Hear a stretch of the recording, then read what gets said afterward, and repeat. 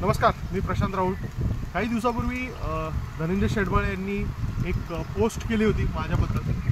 खरं तर आम्ही भेटलो होतो आणि त्या भेटीमध्ये खरं तर लाईव्ह करायचं ठरलं होतं, पण त्यांनी ऐनवेळेस लाईव्हला नकार दिला आणि भेटून गेल्यानंतर त्यांनी एक माझ्याबद्दलची पोस्ट लिहिली.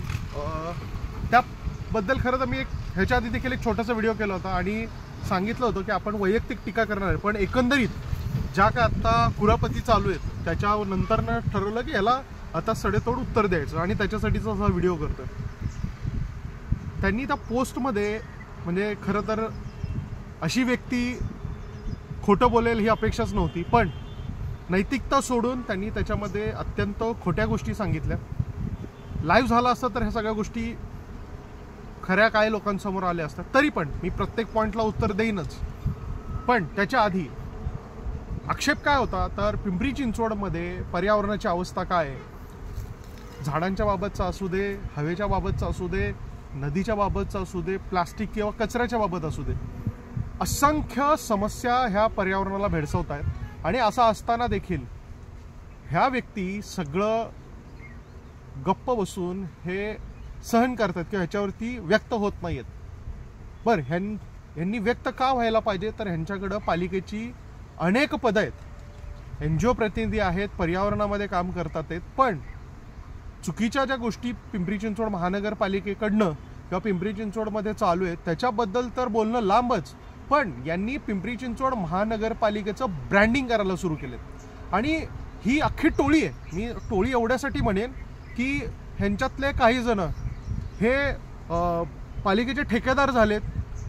बरं, हे स्वतः ठेकेदार झालेत, हे दुसऱ्यालाही म्हणजे मलाही त्यांनी आता नावच घ्यायची झालं तर राजू भाऊसार यांनी मला स्वतः सांगितलं की तू का ठेकेदार होत नाही. म्हणजे जी पर्यावरणामध्ये पर्यावरणासाठी झटणारी लोक आहेत त्यांना देखील हे आमिष दाखवून ओढायचा प्रयत्न करतात आहेत. अनेक पर्यावरण प्रेमी आहेत जे पालिकेच्या विरुद्ध एवढ्यासाठी म्हणतोय की त्यांनी पालिकेला जाब विचार होती. ही सगळी लोक त्यांनी आता कुठेतरी ठेकेदारीकडे वळवली आणि धनंजय शेडबाळे सारखी लोक की ज्यांच्याकडं NGO प्रतिनिधीचं पदं आहेत स्मार्ट सिटीची, ह्यांचं कर्तव्य आहे की यांनी याबाबत प्रशासनाला जाब विचारले पाहिजे. चांगली कामं करा, काही ह्याच्यात नाही, पण तसं न करता पालिकेच्या लाखो करोडच्या प्रोजेक्टमध्ये इन्व्हॉल्व्ह व्हायचं आणि आपण इकडे गप्प बसायचं, ह्याचा अर्थ न कळण्या इतके आम्ही काय दूधखुळे नाही आहोत. ही पहिली गोष्ट. दुसरी गोष्ट, ज्या पद्धतीनं हे लोकांनी माझ्याबद्दलची पोस्ट टाकली, काय हरकत नाही, प्रत्येकाला तो अधिकार आहे, पण जर थोडीशी ह्याचा इतिहास जर बघितला, महाराष्ट्र पर्यावरण समिती करताना प्रशांत राऊळ लागतो. यांना मेट्रो इको पार्कच्या बाबत जेव्हा लढा द्यायचा होता तेव्हा यांना प्रशांत राऊळ लागतो. धनंजय शेडबाळेंचे एक मित्र आहेत डॉक्टर महेश पाटील, त्यांच्या इथं अवैध वृक्षतोड झाली होती, तिथे लढण्यासाठी प्रशांत राऊळ लागतो. पिंपरी चिंचवडमधल्या एकंदरीतच अवैध वृक्षतोडीच्या बाबत एक PIL करायची ठरली होती, तिथं यांना प्रशांत राऊळ, ह्यांनी स्वतः तर त्याच्यातनं पळ काढलाच. याला अनेक लोक, मी आता नाव नाही घेणार, अनेक लोक ह्याला साक्षीदार आहेत की शेडबाळे सरांनी कसं ह्याच्यातनं पळ काढला. ह्यांचं एकच असतं, म्हणजे पैसे तर कधीच दिले नाही. हां, मी तुम्हाला PILला पैसे देतो, तुम्ही लढा, म्हणजे वाईटपणा तुम्ही घ्या, मेट्रो इको पार्क असू दे, इतर गोष्टी असू दे, ठीक आहे, वाईटपणा तुम्ही घ्या, मी सेफ राहतो. मी कुठे राहतो तर मी आयुक्तांबरोबर कार्यक्रम करतो आणि पालिकेचं ब्रँडिंग करतो आणि मग CSRच्या माध्यमातून जे मोठे मोठे प्रोजेक्ट्स येतील त्याच्यामध्ये दुर्गा टेकडीचा एक सेपरेट व्हिडिओ करणार आहे. महाराष्ट्र पर्यावरण समितीमध्ये काय काय झालं, का त्यांनी इन्व्हॉल्व केलं आणि नंतरनं सगळं, म्हणजे जी लोक धनंजय शेडबाळेंना चांगली ओळखतात त्यांना माहिती आहे की ऐन वेळेस एखादी गोष्ट सुरू करून त्याच्यातनं पळ कसा काढणारा हा या माणसाची खासियत आहे. त्यामुळं इतर गोष्टींबाबत सुद्धा हे नदी तज्ज्ञ म्हणून देखील यांनी पदं घेतली होती.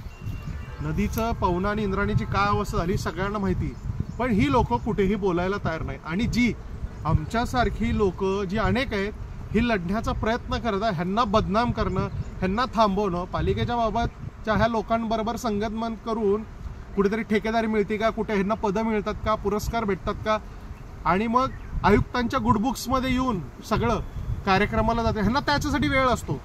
पर्यावरणाचा एखादा प्रश्न घेऊन जर यांच्याकडे गेलं, ह्यांना वेळ नसतो. ह्यांच्यामध्ये त्या चाकांमधल्या मिटिंगांची कारणं आम्ही सगळ्यांनी ऐकायची. ऐन वेळेस कुठेतरी जायचं, काहीतरी कार्यक्रम काढला, ह्यांनीच इनिशिएटिव्ह घ्यायचा, दुसऱ्याला कामाला लावायचं आणि स्वतः मात्र चाकांची मिटिंग बरोबर ऐन वेळेस येते.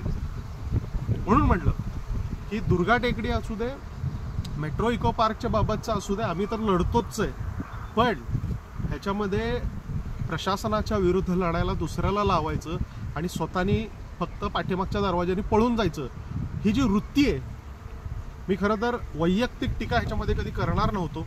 मी तसं ठरवलेलं पण होतं. पण आता कुठेतरी मला माझं घर साफ करायचं. पर्यावरणातली ही ज्या चुकीची वृत्तीची लोक आहेत, जी पर्यावरणासाठी मी म्हणतो की सगळ्यात घातक आहेत आणि यांना स्ट्रॉंग फॅन फॉलोईंग असल्यामुळं, ती काही ब्लाइंड फॉलोअर्स असतील, काहींना गोष्टी काही माहिती आहे ते करतात, तो त्याचा प्रश्न आहे. मी माझं काम करतोय, जे अनुभव आले ते मी ह्याच्या पुढेही बोलत राहणार.